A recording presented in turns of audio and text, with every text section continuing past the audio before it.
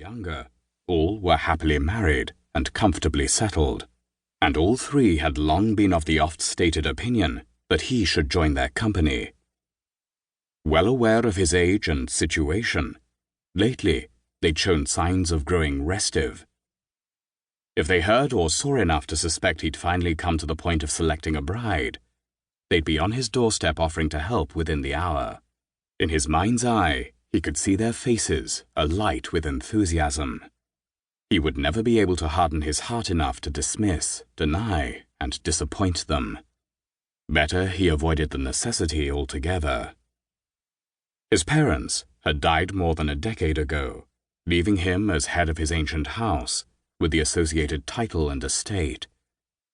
Consequently, marriage at some point had always been in his cards, not least because his current heir, Montague Radley, also present at the house party, was viewed by the entire Radley family, Monty included, as unfit to inherit. Monty had strengths, but those strengths did not include the talents required to run an estate.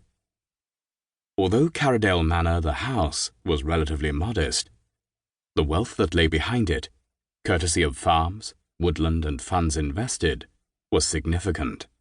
So significant, the family made a point of keeping that reality close to their collective chest. No one wished to see Alaric hunted by matchmakers, intent on snaring a wealthy gentleman for their charges. Luckily, Alaric's intentionally well-founded reputation afforded him some protection, ensuring that matchmakers did not glance his way and never looked deeply enough to stumble on the family's wealth.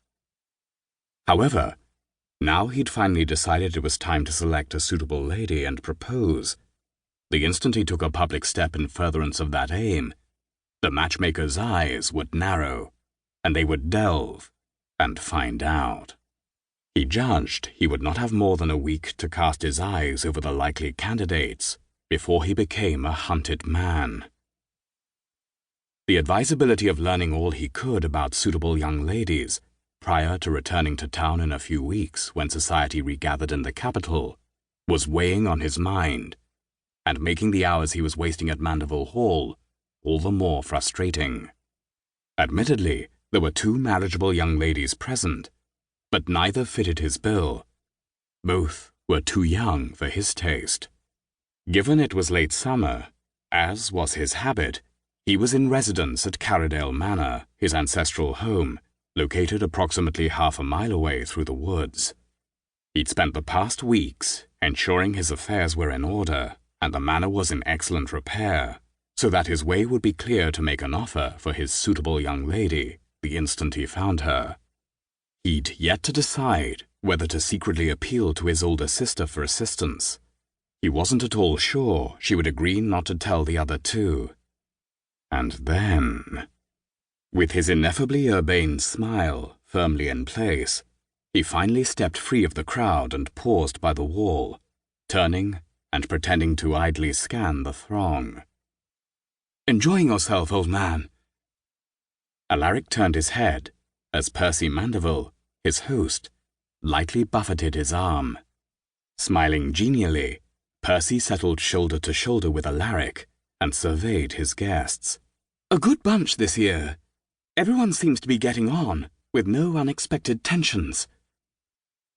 After a second, Percy glanced sidelong at Alaric. "Sure you wouldn't rather stay over the night? You have before, and you know you always have a room here." Alaric's smile grew more sincere.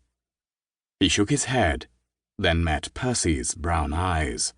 "I know, but this year I have business to attend to." Deciding on the right wife surely qualified. "I didn't want to miss your house party, but to justify attending during the days and evenings, I need to retreat to my library at night." And he needed the escape and the safety of his own house. There, he was in no danger of having an unwanted companion attempt to invite herself into his bed. "There you are, Carradale!" In time with the booming words, a bony finger jabbed his arm. Alaric turned to find himself being minutely examined.